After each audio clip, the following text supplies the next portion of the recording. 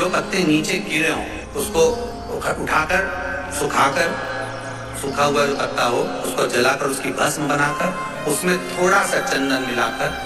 और उसी से सम्मुख में जहां 7 दिन पहले तुमने बंदर बल बांधी है, दुकान खोलने वाले दिन उसी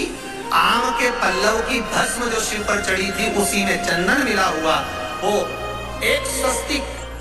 का निर्माण कर दो। फिर आप अंदर कोई पूजन करो ना करो, आपने कोई अनुष्ठान करा ना करा, यज्ञ पूजन करी ना करी,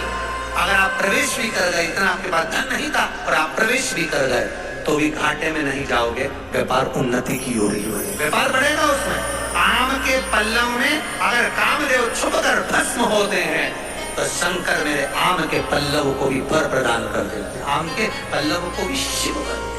शनिवार के दिन जो पीपल के वृक्ष में सरसों के तेल का दीप लगाता है उसको शनि कभी परेशान नहीं करता। एक बात हमेशा ध्यान रखिएगा, मान लो अगर कोई भारी रोग ऐसा शनि महाराज के कारण हो गया हो, अच्छे काम करते करते उल्टे हो रहे हैं, होते हैं किसी किसी के साथ में, विपरीत परिस्थितियां आ जाती है, अच्छा करने जाओ बुरा हो जाता है, अच्छा कर्म करने जाओ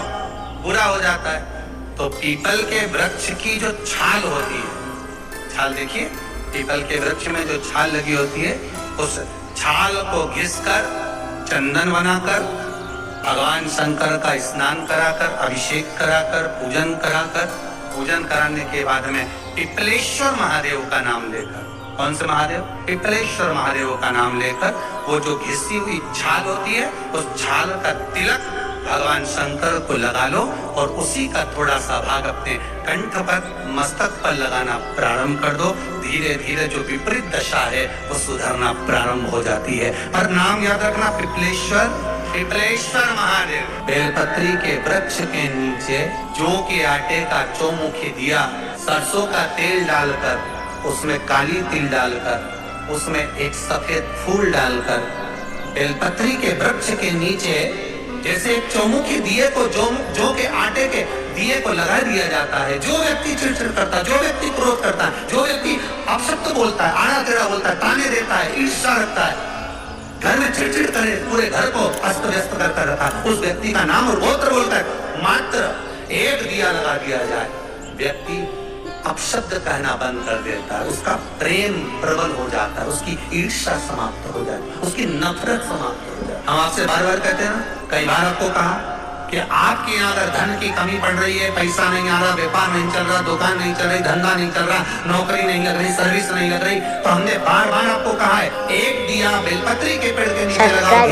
और एक दिया शंकर के मंदिर की चौखट पर लगाओ। यूट्यूब चैनल को उस पर विश्वास रखकर लगाओगे, सुख मिलेगा, आनंद की अनुभूति होगी। शास्त्र कहता है कि जिसके घर में संपदा की कमी हो, पैसा आ ही नहीं रहा हो, सब कुछ उलझ गया हो, बहुत टेंशन चल रहा हो, गन्ने का रस जानते हो, ईख का रस, गन्ने का रस तुलसी जी के क्यारे में हाथ में लेकर 7 बार अपना नाम और गोत्र बोलकर छोड़ दो, जिंदगी में 3 साल में तो करोड़पति बनकर बैठ जाओगे, कभी लक्ष्मी की कमी नहीं आ सकती। अकाउंट से, मेरे भाइयों से लाखों करोड़ों लोग शिव महापुराण की कथा जो आस्था चैनल पर और फेसबुक यूट्यूब पर सुन रहे हैं, उनसे भी कहूँगा, अगर लक्ष्मी नहीं आ रही, संपदा नहीं आ रही, व्यापार नहीं चल रहा, तकलीफ बहुत ज्यादा हो रही है, कष्ट पर कष्ट बढ़ रहा है, कोई अच्छा कर्म हो ही नहीं रहा, पीते से नाम पर छोटा सा सफेद वस्त्र ले लो, उस वस्त्र में 108 चावल के दाने रखें, एक सफेद पुष्प की पत्ती या पुष्प जो मिल जाए वो रखें, फूल भी ना मिले तो एक चावल का दाना अलग से रखें, उसको अपने घर के जहाँ परिंदा होता है, मटका होता है, पानी भरने का स्थान होता है, जहाँ पर हम पानी पीने का भरते हैं, वहाँ उसको एक कटोरी में रखनी थी। 3 दिन में कोई सी भी तिथि, चाहे आप दूज, तीज, चतुर्थी ले लो, चाहे पंचमी, छठ, सप्तमी ले लो, चाहे अष्टमी, नवमी, दशमी ले लो, उसको रख दीजिए 3 दिन। चौथे दिन घी का दिया लेकर, वो पोटली लेकर, कुछ भेंट लेकर, जो आपकी मर्जी पड़े, दान के भाव से घी का दिया शिव जी के मंदिर में लगा दीजिए और जो पोटली और जो भेंट है वो किसी भी ब्राह्मण जन को, गुरुजन को, किसी को भी प्रदान कर दीजिए। अगर ब्राह्मण जन, गुरुजन नहीं ले तो कोई इसका मोल तत्व समझता हो, कोई सौभाग्यवती माताएं हो, कोई बहन बेटियां हो, उनको भी आते हैं। ये लक्ष्मी की वृद्धि करने का संपदा, रोग, आनंद, सुख लाना, रोग के लिए तो नहीं कर सकते पर संपदा के लिए सबसे प्रबल। कोई अगर आपका धन खाकर चले गया है, पैसा नहीं दे रहा, बस आप शिव मंदिर में जब दिया लगाएंगे और इसको वापस शिव मंदिर से पोटली को लेकर आएंगे, चाहे तो मंदिर में कोई ब्राह्मण देवता हो, पंडित जी हो, उनको भी दे सकते हैं या किसी को भी देंगे। उस समय पर दीप लगाते समय, दिया लगाते समय स्मरण होना चाहिए कि मेरा पैसा इतना गया हुआ है, बाबा ये रकम डूब गई है, ये पैसा चले गया है, ये प्राप्त होना चाहिए, मेरा व्यापार बढ़ना चाहिए। 4 पत्ती का जब बेलपत्र मिलता है तो 4 पत्ती के बेलपत्र को शंकर जी पे चढ़ाकर 1 लोटा पानी नहीं चढ़ाया जाता।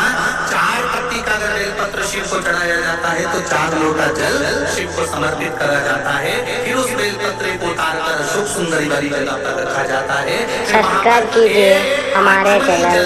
शिव जी का चमत्कार यूट्यूब चैनल को। बेलपत्र को उठाकर नंदीश्वर के चरण के पास रखा जाता है, वहाँ 1 ऊन का दाना समर्पित करा जाता है। फिर उस बेलपत्री को लाकर घर में बरकत के रूप में रखा जाता है, तब वो लक्ष्मी बढ़ाना प्रारंभ करता है। कोई ऐसा ही क्रम नहीं हो जाता कि मिल गया हो तो कर दिया, उसका क्रम अलग अलग है। 5 पत्ती का बेलपत्र, ऊपर जो जलाधारी टंगी होती है उस जलाधारी का स्पर्श कराया जाता है, शिवलिंग पर चढ़ाया जाता है। मात्र 1 लोटा जल 5 पत्ती के बेलपत्र पर चढ़ता है और 5 पत्ती का बेलपत्र दरवाजे पर खड़े होकर भगवान शंकर के गण भृंगी का स्मरण कर, श्रृंगी का स्मरण कर उसको लाकर बरकत में रखा जाता है। 5 पत्ती, 6 पत्ती का बेलपत्र मिलता है तो उसको नंदी पर पहले समर्पित कर फिर शिव के द्वार पर शंकर भगवान पर समर्पित किया जाता है। फिर 1 लोटा जल समर्पित कर 1 चावल का दाना चढ़ाकर उस बेलपत्री को लाया जाता है, बरकत स्थान पर रखा जाता है। 7 पत्ती का बेलपत्र मिलता है, उसका नियम अलग। 7 पत्ती के बेलपत्र को बेलपत्र के वृक्ष के नीचे ही शिवलिंग का निर्माण कर पूजन किया जाता है और वहाँ पूजन कर 7 पत्ती के बेलपत्र को शिव को चढ़ाकर फिर अपने घर में रखा जाता है। 8 पत्ती का बेलपत्र यदि प्राप्त होता है तो उसको पहले जो जलाधारी का भाग है, नीचे तटी भाग है जहाँ शिवलिंग रखा हुआ है, माता जी के उस भाग पर रखा जाता है। उसके बाद में शिव को चढ़ाया जाता है। 1 लोटा जल चढ़ाकर मात्र चंदन लगाकर उसको लाया जाता है। 9 पत्ती का बेलपत्र यदि किसी को प्राप्त होता है, कभी मौका